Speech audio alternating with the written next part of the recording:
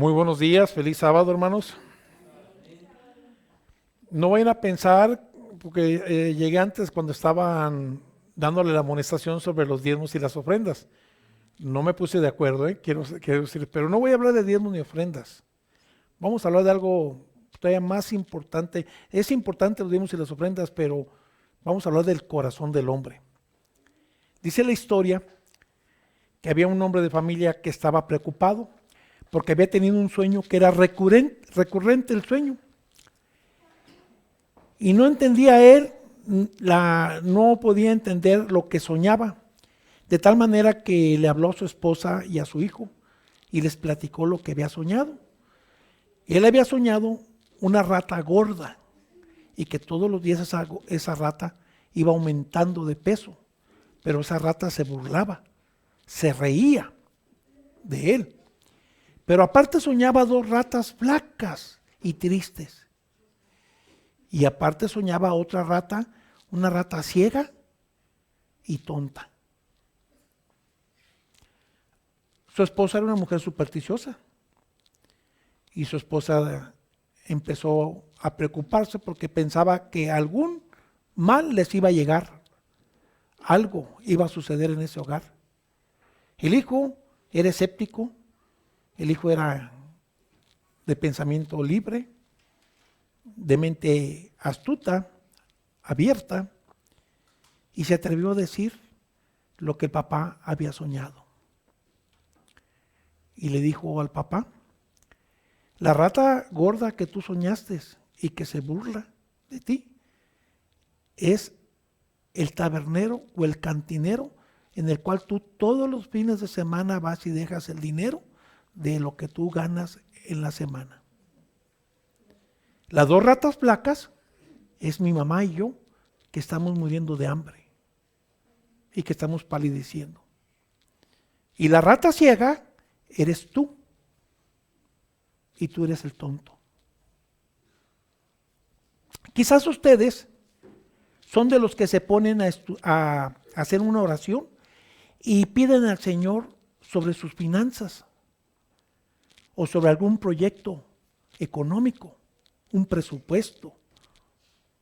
O quizás son de los que no quieren mezclar lo espiritual y lo material en sus oraciones.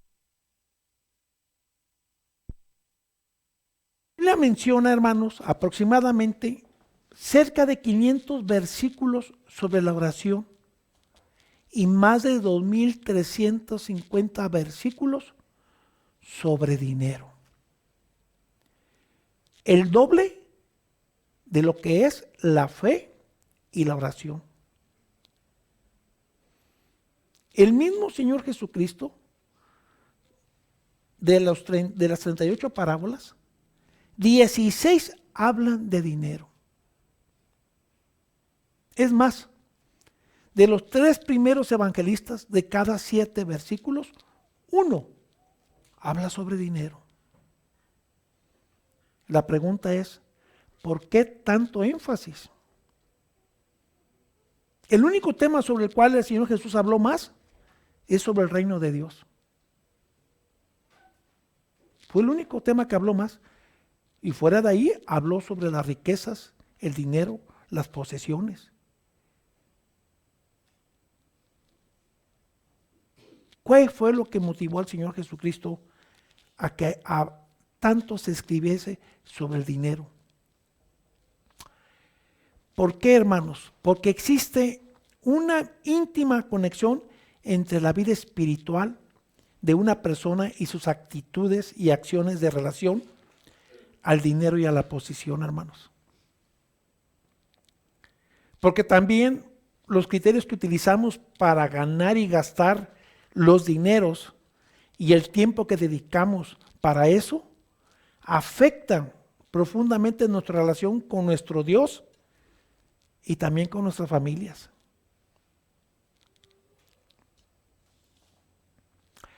En Mateo 6:24, el Señor se refiere. Vamos a ver, si eres tan amable, Gedeael, de poner el versículo 6:24. ¿Qué fue lo que mencionó el Señor nuestro Dios? Por favor. Vamos a ver si lo pone en la pantalla.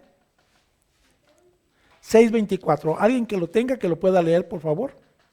Ninguno puede servir a dos señores, porque o aborrecerá al uno y amará al otro, o estimará al uno y menospreciará al otro. No podéis servir a Dios y a la riqueza. A las riquezas. En algunas versiones bíblicas viene la palabra mamón. Mamón significa Dios, pero con D minúscula. Es el Señor de las riquezas. Entonces, el Señor ve en ello, es decir, en esas riquezas, en ese Dios mamón, lo que ve el Señor es una ambición egocéntrica que nos domina o domina el corazón del hombre y que en consecuencia nos aleja de Dios. ¿Qué es lo que pasa hoy en la actualidad, hermanos? Porque hay tanto que vemos en las noticias, tanto desaparecido, tanto ejecutado, tanto fraude, tanto problema que escuchamos todos los días en el gobierno. ¿Qué es lo que motiva todo eso? El dinero, hermanos, el poder, la codicia por el dinero. Cuando el hombre posee algo,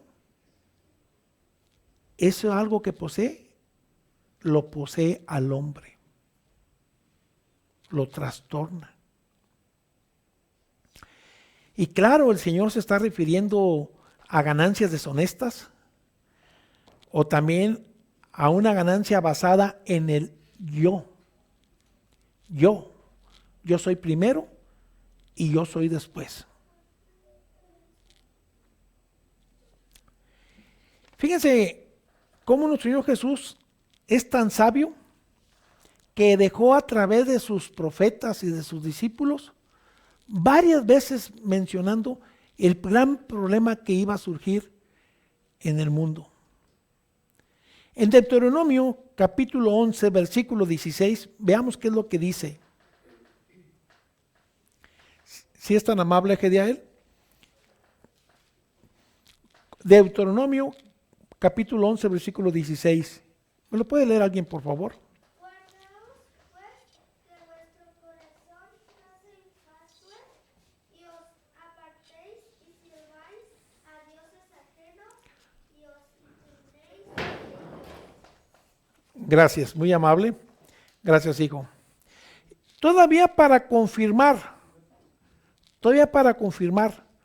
lo que el Señor está diciendo, lo que dejó escrito, tenemos una famosa frase de un poeta español llamado Francisco de Quevedo. Una frase que algunos de ustedes la conocen, que dice así: poderoso caballero es don dinero. ¿Qué quiere decir esta frase, hermanos? ¿Qué quiere decir esta frase para aquel que nos hace favor de vernos y de escucharnos en esta mañana? En la primera estrofa del poema nos sitúa un personaje que ama el dinero más que a sí mismo. Lo adora como aquellos que adoraban al becerro de oro. Lo único que le importa es tener riqueza, no importa que sea mayor o menor. Porque lo importante es poder hacer todo lo que quiera con ella. Y tenemos un ejemplo bíblico, la historia del joven rico.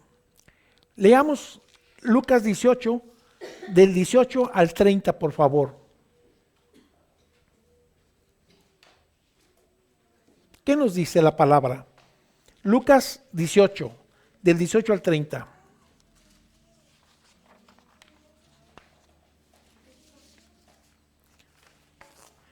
¿Alguien que guste, aparte de los que han leído, que me haga el favor de dar lectura? Que no haya de recibir mucho más en este tiempo y en el siglo venidero la vida eterna. El capítulo 18 de Lucas, hermana. Del 18 al 30. A ver. 30 dice que no haya. 18 dice así: un hombre principal le preguntó diciendo: maestro bueno, ¿qué haré para heredar la vida eterna? No, sí, hasta el 30, hermana. Sí, 18:30, Lucas 18, 18:30, por favor.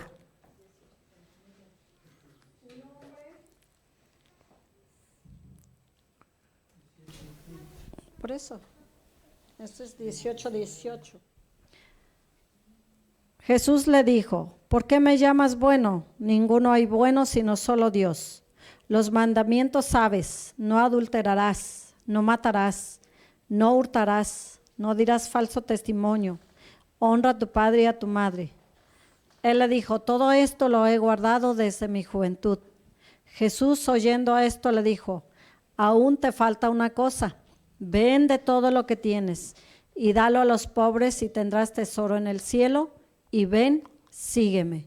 Entonces él, oyendo esto, se puso muy triste, porque era muy rico. Al ver Jesús que se había entristecido mucho, dijo, cuán difícil entrará en el reino de Dios los que tienen riquezas, porque es más fácil pasar un camello por el ojo de una aguja que entrar un rico en el reino de Dios. Y los que oyeron esto dijeron, ¿quién pues podrá ser salvo? Él les dijo, lo que es imposible para hombre es posible para Dios. Entonces Pedro dijo, he aquí nosotros hemos dejado nuestras posesiones y te hemos seguido. Y él les dijo, de cierto os digo que no hay nadie que haya dejado casa, o padre, o hermanos, o mujer, o hijos por el reino de Dios, que no haya de recibir mucho más en ese tiempo y en el siglo venidero la vida eterna. Amén. Amén. Gracias, hermana. Si el príncipe se hubiese entregado a Cristo, habría crecido en la atmósfera de su presencia. Si hubiese hecho esa elección, cuán diferente hubiera sido su futuro, hermanos. Una cosa te falta, dijo el Señor Jesús. Si quieres ser perfecto, anda, vende lo que tienes y dalo a los pobres, y tendrás un tesoro en el cielo, y ven y sígueme. Cristo leyó el corazón del príncipe, hermanos. Una sola cosa le faltaba, pero esta era el principio vital. Esa cosa que le faltaba era que necesitaba el amor de Dios en el alma. ¿Cuántos de nosotros nos hace falta conocer y tener el amor de Dios en nuestras vidas? Esta solo falta si no era suplida. Le resultaría fatal. Si no existe el amor de Dios en nuestras vidas, resulta fatal para nosotros, hermanos. ¿Y qué es lo que pasa? Ese egoísmo corrompería totalmente nuestro ser, nuestra forma de pensar, nuestra forma de vivir. ¿Cuántas historias hemos escuchado de personas que dicen vulgarmente, tacañas, agarradas, codos? Hasta les ponemos un sobrenombre que decimos es que es de Monterrey, ¿verdad? No, no es que los de Monterrey sean codos, no, de ninguna manera. Lo que pasa es que son gentes administradas, nada más. Esa es la diferencia, ¿verdad? Pero sigamos con el tema. Dice aquí que debía renunciar a su supremo amor a sí mismo, este príncipe. Cristo le dio a este hombre una prueba. Le invitó a elegir entre el tesoro celestial y la grandeza mundanal.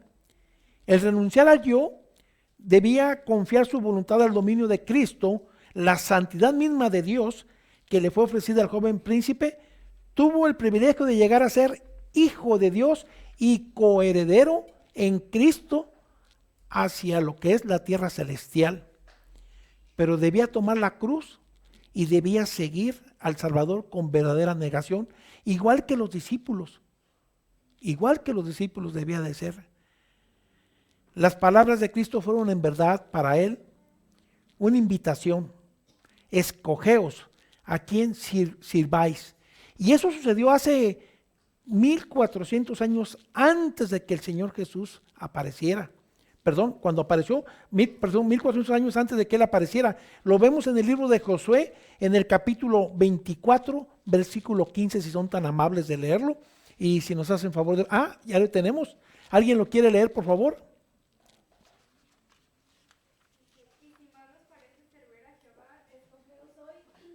serviréis? Si a los dioses a quienes sirvieron vuestros padres cuando estuvieron al otro lado del río, o a los dioses de los amorreos en cuya tierra habitáis, pero yo y mi casa serviremos a Jehová. Gracias. Le fue dejada la decisión, como a muchos de nosotros nos es dejada la decisión también. Y el Señor Jesús anhelaba que se convirtiera. Le había mostrado la llaga de su carácter y con profundo interés vigilaba el resultado, mientras que el joven pesaba en su mente la cuestión si decidía seguir a Cristo o dejar sus propiedades, su puesto que tenía, porque era un príncipe rico. Y al decir un príncipe rico estamos dirigiéndonos a que pertenecía al grupo sacerdotal, hermanos, porque los príncipes eran los sacerdotes. Eso es lo que se está refiriendo. Entonces, quería el tesoro celestial, pero también quería las ventajas temporales. Y no se puede tener ambas cosas, hermanos. Muchas veces queremos tener ambas cosas. Y no se puede servir, como lo acabamos de leer, a dos amos. O servimos al Señor de la vida, o servimos al Señor de la muerte. Así de fácil, hermanos. Entonces, dice aquí que lamentablemente que a él decía que existieran tales cosas, tales que tenía que hacer esos sacrificios, inclusive le parecía a él un sacrificio dejar las cosas terrenales por las cosas celestiales. Y así a veces lo vemos nosotros, lo vemos como un sacrificio. ¿Se dan cuenta? Su acerto de que había guardado la ley de Dios, en otras palabras, era falso, hermanos, porque demostró que las riquezas eran su ídolo. No podía guardar los mandamientos de Dios mientras el mundo ocupara en primer lugar en sus afectos. Amaba los dones de Dios más que al dador, en otras palabras. Pero hermanos, aquí vemos algo interesante. Vemos cómo el Señor Jesucristo, no nomás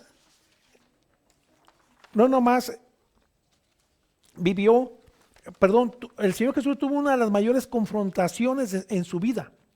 Y esa una de las mayores confrontaciones que tuvo el Señor fue en el desierto. Con una finalidad vivió y está escrito. Veamos a Mateo 4, por favor, del 1 al 11. Lo leamos.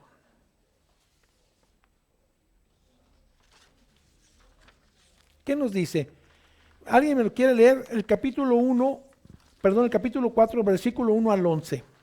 Entonces Jesús fue llevado por el Espíritu al desierto para ser tentado por el diablo. Hasta el 11, hermano, por favor. Y después de haber ayunado 40 días y 40 noches, tuvo hambre. Y vino a él el tentador y le dijo: si eres el Hijo de Dios, di que esas piedras se conviertan en pan. Adelante. Y él respondió y dijo: escrito está, no solo de pan vivirá el hombre, sino de toda palabra que sale de la boca de Dios. Entonces el diablo le llevó a la santa ciudad y le puso sobre el pináculo del templo y le dijo: si eres el Hijo de Dios, échate abajo, porque escrito está, a sus ángeles mandará acerca de ti, y en sus manos te sostendrán, para que no tropieces con tu pie en piedra. Jesús le dijo: escrito está, también no tentarás al Señor tu Dios. Otra vez le llevó el diablo al monte muy alto y le mostró todos los reinos del mundo y la gloria de ellos, y le dijo: todo esto te daré si postrado me adorares. Entonces Jesús le dijo: vete, Satanás, porque escrito está, al Señor tu Dios adorarás y a Él solo servirás. El diablo entonces le dejó, y aquí vinieron ángeles y le servían. Gracias, Amén. hermano, muy amable. Cuando el Señor Jesús fue llevado al desierto, para ser tentado, fue llevado por el Espíritu de Dios, hermanos. Y aquí hay que dejar algo muy claro. Él no invitó la tentación. Muchos de nuestros hermanos tenemos la costumbre de llevar la tentación. Y eso es una reflexión para cada uno de ustedes. Fue al desierto para estar solo, para contemplar su misión y su obra. Por el ayuno y la oración debía fortalecerse para poder andar en la senda manchada de sangre que iba a recorrer. Pero Satanás sabía que el Salvador había ido al desierto y pensó que esa era la ocasión para poderle atacar. En ocasión del bautismo, dentro de los testigos que estaban ahí, estaba Satanás. Y Satanás escuchó claramente la voz de Dios Padre cuando dijo: en él tengo pleno contentamiento. Pues, en otras palabras, oyó la voz de Jehová para atestiguar la divinidad del Señor Jesús. Allí se dio cuenta que efectivamente Él era el Mesías, era la promesa prometida que le había hecho cuando Adán y Eva pecaron.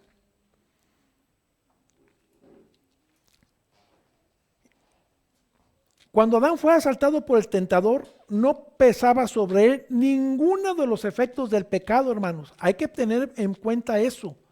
Adán acababa de ser hecho y su cuerpo y su mente estaban completamente en armonía.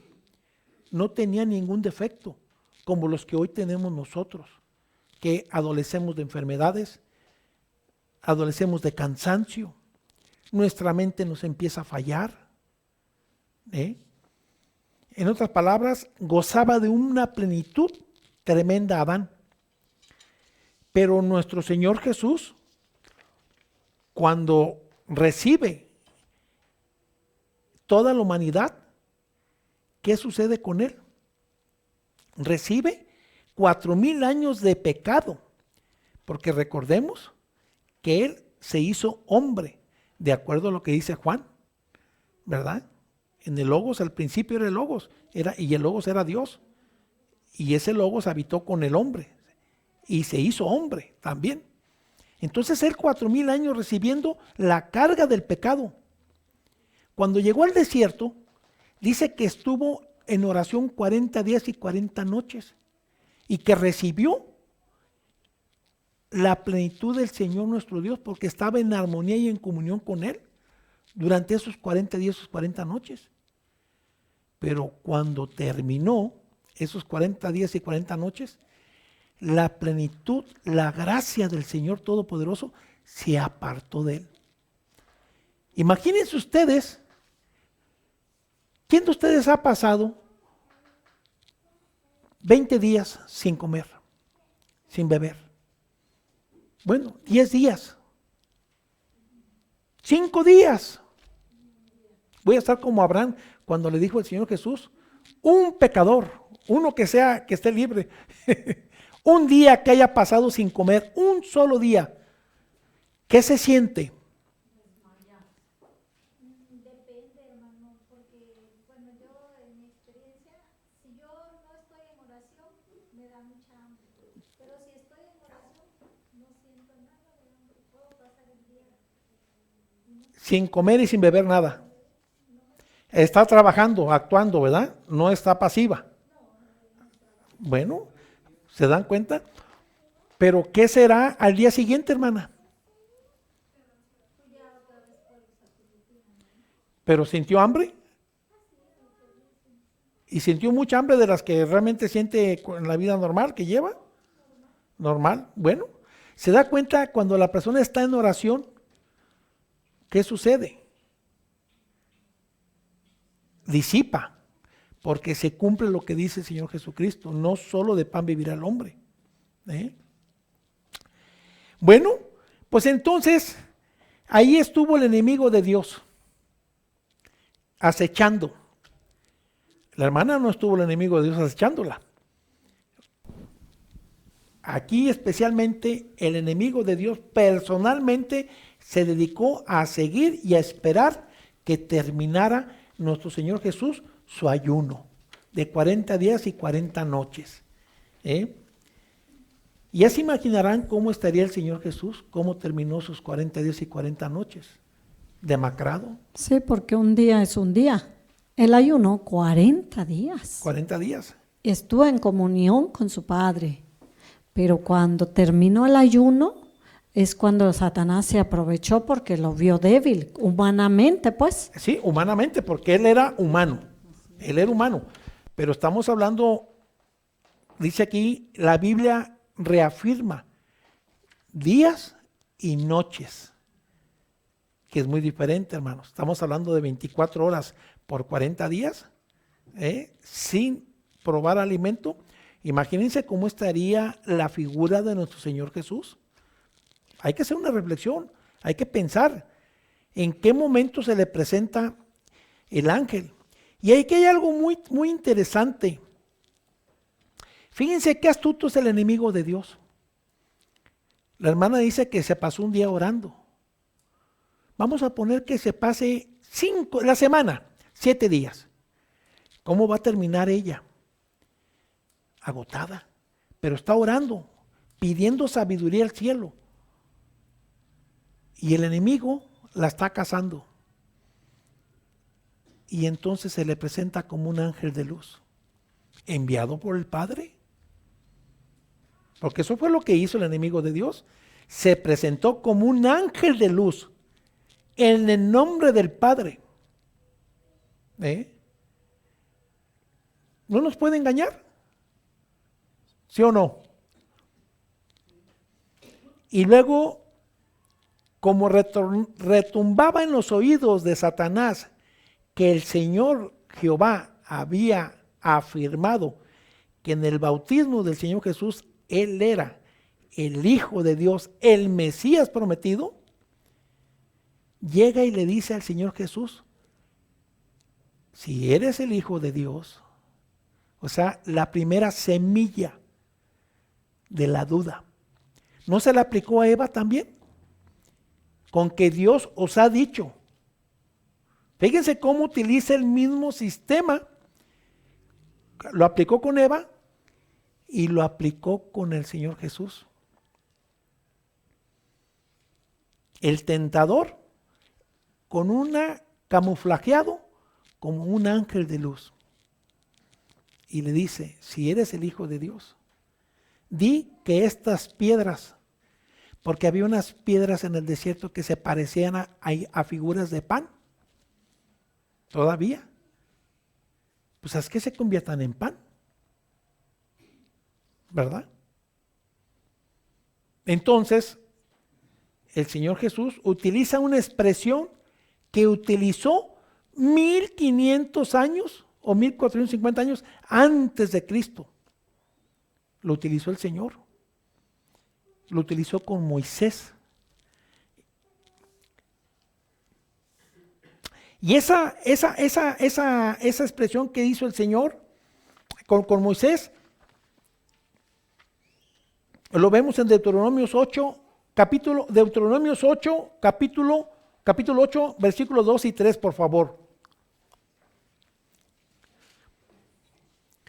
Porque esa expresión que el Señor dio con el enemigo, le dijo, no solo del pan vivirá el hombre, mas con toda palabra que sale de la boca de Dios.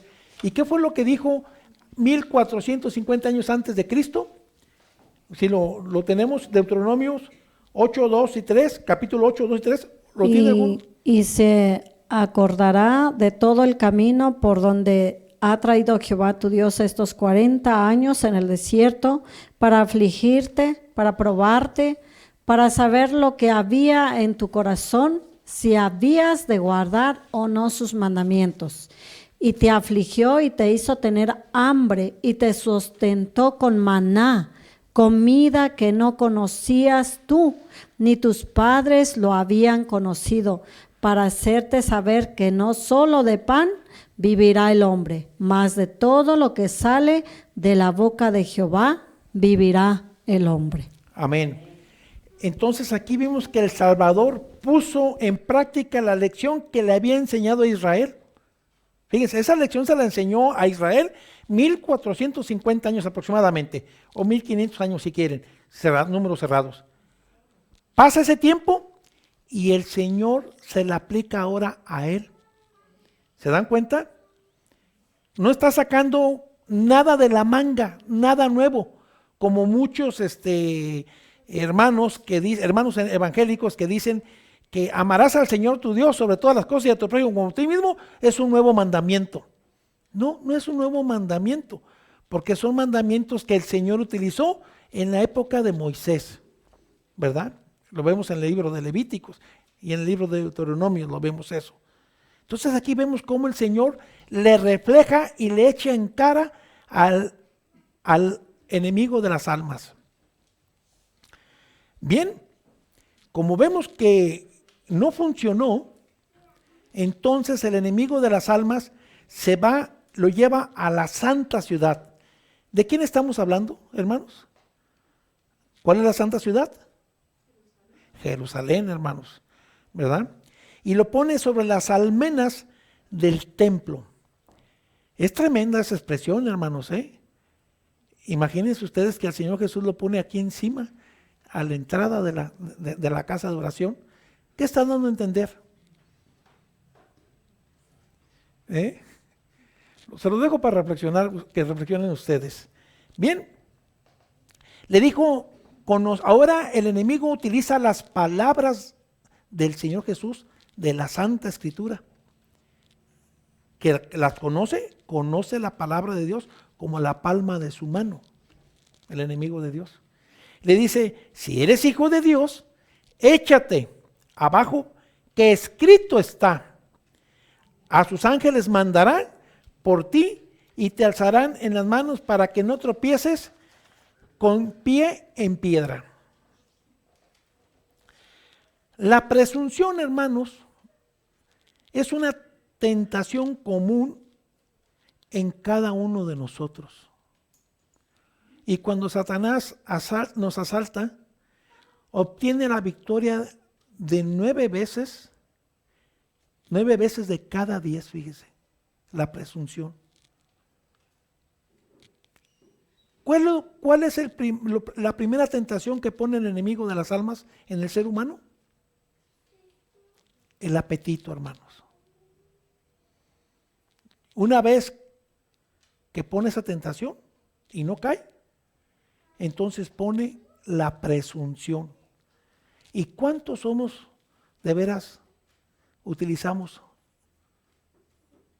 la presunción?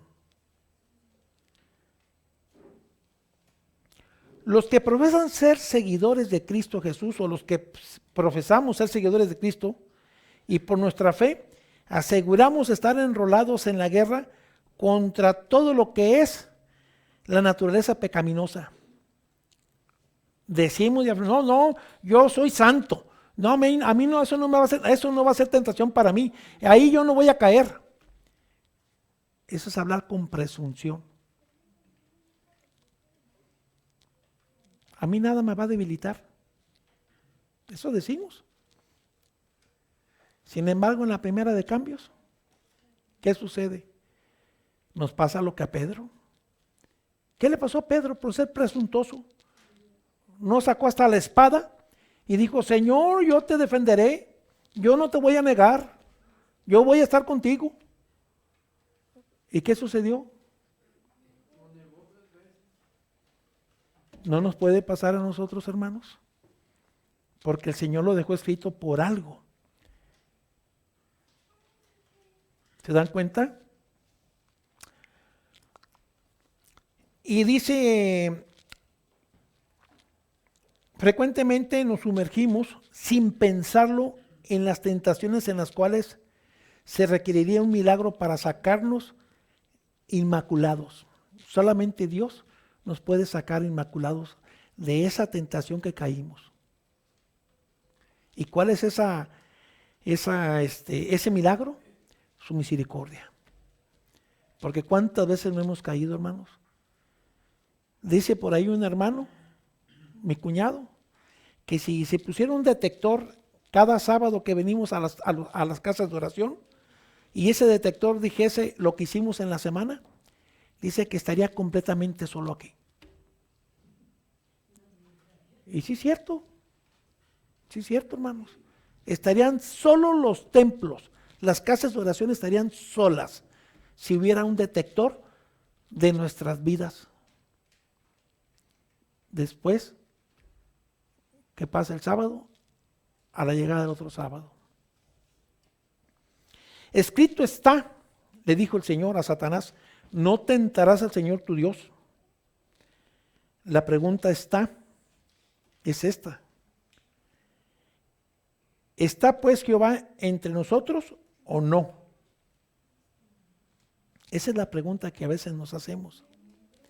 Lo mismo que pasó a los hijos de Israel, y lo vamos a leer en el capítulo 17 de Éxodo, versículo 7. ¿Qué es lo que dice? En otras palabras, ¿por qué le dice el Señor, no tentarás al Señor tu Dios? Porque está Dios con nosotros, y si no está Dios con nosotros, entonces estamos igual que los de, fíjense, y llamó el nombre de aquel lugar Masá y Meriba, por la rencilla de los hijos de Israel, y porque tentaron a Jehová, diciendo, ¿está pues Jehová entre nosotros o no? ¿Y qué le dijo el Señor? No tentarás al Señor tu Dios, porque ¿está el Señor con nosotros o no está el Señor con nosotros? Y eso es lo que le estaba diciendo el Señor Jesús. El Señor Jesús, como hombre, le estaba diciendo a Satanás quién era él, que Dios estaba con él. Eso es lo que le estaba diciendo, hermanos, como hombre.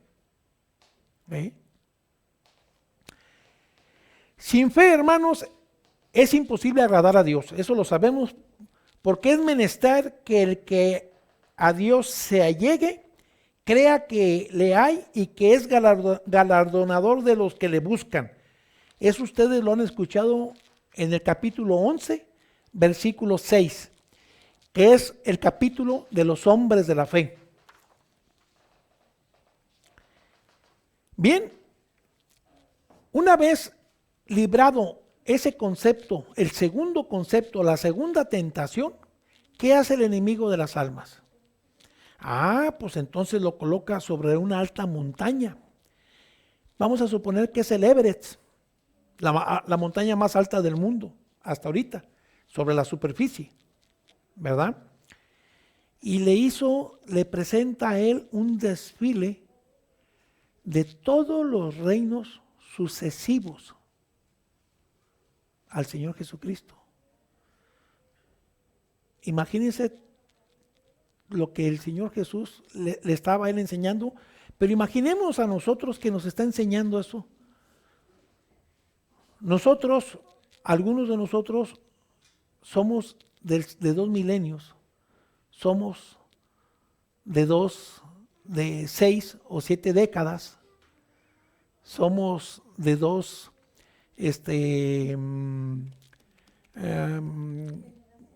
¿perdón?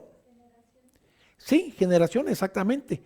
Pero tuvimos la oportunidad de nacer, unos en el 50, y vivir una época en la cual el teléfono, para poder comunicarse, tenía uno que hablarle a la operadora. Y la operadora le comunicaba con la persona que uno quería. Y ahorita no ocupamos la operadora. Ahorita usted toma su celular y se comunica directamente con una velocidad increíble. Pero antes no. Usted hacía la llamada y la operadora le contestaba y la operadora luego decía, espere, aguarde, y luego hacía la comunicación con otra persona hasta que le contestaba. Y luego decía, ¿está usted listo? Sí, listo. Entonces ya se conectaban las 2 llamadas. Mientras no se podía hacer. ¿Se dan cuenta? O sea, hemos vivido el año 1900 al año 2000 y estamos en el año 2000 al año 2100. ¿Se dan cuenta? Hemos vivido una época diferente. Entonces, si nuestros antepasados resucitaran ahorita y vieran lo que hay ahorita, se asustarían. Mi padre, la primera vez que llevó un carro, eran negros los carros, Dice que la gente salía y salía con agua bendita a aventarle al carro porque pensaban que era el demonio. Imagínense ustedes. Y los aviones cuando cruzaban el aire, la gente se ponía de rodillas. Imagínense ustedes la mentalidad. ¿Qué le habrá mostrado el enemigo de las almas a nuestro Señor? ¿Se dan idea? Y le dijo, a ti te daré toda esta potestad y la gloria de ellos, porque a mí es entregada y a quien quiero la doy. Pues si tú adorares delante de mí, serán todos tuyos. Aquí en primer lugar ya se descaró, ya dejó de ser el ángel de luz. Ahora era el ángel que verdaderamente es. Se desenmascaró, se quitó el disfraz y le dijo, esto es mío. Salud. Esto es mío y te lo daré con una condición. Si te inclinas y me adoras.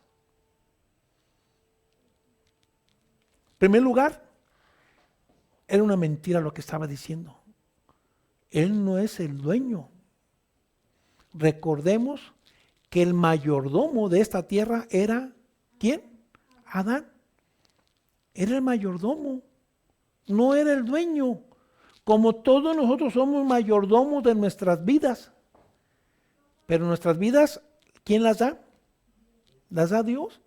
Por eso todos vamos a rendir cuentas, hermanos. Todos vamos a rendir. No nos vamos a quedar sin recibir, bien o mal. Porque al final de cuentas tenemos que entregar un balance. Así como hace rato que les entregó un balance el hermano, ¿verdad? Gediael les entregó un balance de la situación financiera de la iglesia. Pues así también nosotros nos vamos a tener que entregarle un balance a nuestro Dios, cada uno. Y aquí vemos cómo el enemigo de las almas le dice, si te inclinares. ¿Qué dice el Éxodo 23? No tendrás ¿qué? Y el versículo 4 dice, no te inclinarás ante ninguna imagen que se aparezca. ¿No se le apareció al Señor Jesús Satanás? ¿Se dan cuenta cómo todo tiene una correlación?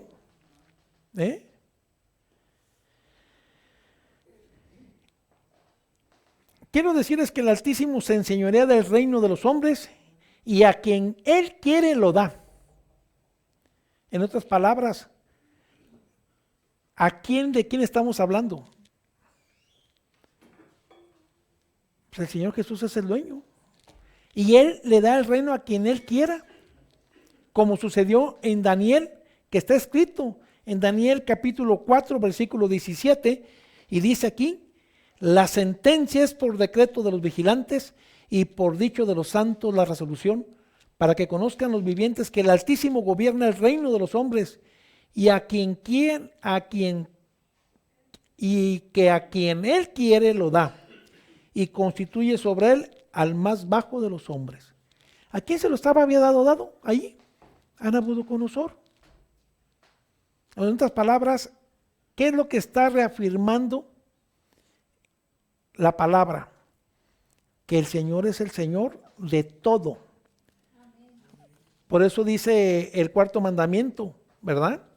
¿Creador de qué? Del cielo, la tierra, y el mar y todas las fuentes, todo lo que hay. El universo, de todos. Aunque algunos decimos que no, ¿verdad? Porque lamentablemente en la viña del Señor hay de todo, ¿verdad? Entonces le dijo el Señor, vete, Satanás, que escrito está, al Señor tu Dios adorarás y a Él solo servirás. ¿Sí? El mismo enemigo sabe y conoce que hay un solo creador, pero él está como un león herido. Desde que escuchó en ese lugar, en el río Jordán, que el Señor nuestro Dios Jehová, nuestro Padre, le estaba otorgando al Señor Jesús, que era el Mesías, que era el que iba a liberar, Satanás ahí tembló, porque imagínense, ahí empezó exactamente a caer su autoridad. Ahí empezó a resquebrajarse el poder que tenía sobre la faz de la tierra, porque se estaba presentando el dueño, el verdadero dueño, el dueño de este mundo, pero más que de este mundo, el libertador, el segundo Moisés, estaba presentando. Para reflexionar, hermanos, y para cerrar, el que se había revelado en el cielo ofreció a Cristo los reinos de este mundo para comprar su homenaje a los principios del mal. Pero Cristo no quiso venderse. Había venido para establecer un reino de justicia y no quería abandonar sus propósitos. Satanás se acerca a los hombres con la misma tentación y tiene más éxito con nosotros, hermanos. Nos ofrece el reino de este mundo con una condición de que reconozcamos su supremacía. Demanda que sacrifiquen su integridad, que desprecien la conciencia, que satisfagan su egoísmo. ¿Cuántas hemos oído historias? El otro día me decía mi hija de una influencer, no recuerdo el nombre de ella. Ella me decía que había crecido demasiado, que le había ido muy bien. Y inclusive mi hija le despertó simpatía y admiración. Pero con el paso de los días se puso a investigar y se dio cuenta por qué esa influencer tenía tanta popularidad. Había hecho un pacto con el enemigo de Dios. No nos vayamos lejos. Nuestros artistas. Yuri nació en una familia adventista. ¿Cómo empezó su carrera? Quiso regresar a la senda del Señor. ¿Y qué sucedió? El enemigo le cerró todas las puertas de este mundo. Y cuesta, hermanos. De la noche a la mañana. Es interesante lo que dice el libro de Apocalipsis, que no podremos comprar ni vender si solamente los que tengan la marca de la bestia. De la noche a la mañana, imagínense que usted no tiene derecho a un vaso de agua. Se dice fácil, pero cuando su hijo le esté jalando su falda o su pantalón o su saco, mami, tengo hambre, tengo sed. Y usted voltea y va a ver a su hijo con una cara de tristeza, de ansiedad. Acabamos de escuchar la historia de la tsunamita, de la madre tsunamita, con qué desesperación llegó y le reclamó al profeta de Dios. Porque va a haber un tiempo, hermanos, como dice el libro de Daniel capítulo 1, versículo 1 y 2, un tiempo de angustia como nunca en la historia de la humanidad. Bienaventurados los que vayan a descansar antes de esa crisis. Entonces, hermanos, muchos que escuchamos y que vemos que les va muy bien económicamente, ¿qué pasa? Y otra cosa, y hablan en el nombre de Dios. Sí, ustedes escuchan a un grupo de artistas y hablan en el nombre de Dios, y Dios te bendiga, y Dios te guarde, y con una exaltación. Y hay algunos que hacen hasta milagros. Pero ¿qué dice el Señor? ¿Qué dice el Señor? Apartaos de mí, obradores de maldad. ¿Y saben qué significa la palabra maldad? ¿De dónde viene la palabra maldad? Del griego anomalía. ¿Y saben qué significa la palabra anomalía? Gente sin ley. que no reconocieron la ley. Eso significa.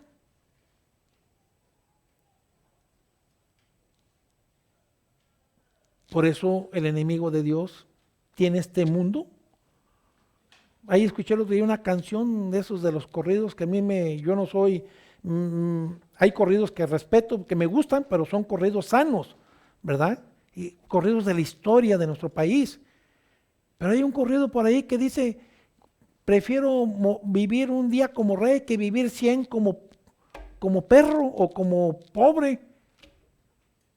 Pues, ¿cómo? Porque el dinero está por encima de todas las cosas.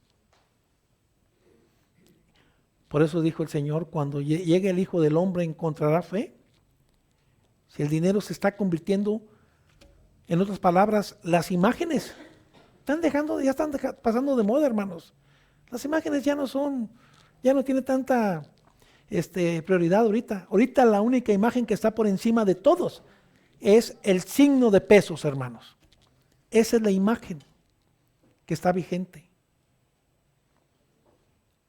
y que lamentablemente va a estar vigente hasta que empiecen los movimientos que van a ser los ángeles, que está escrito en el libro de Apocalipsis,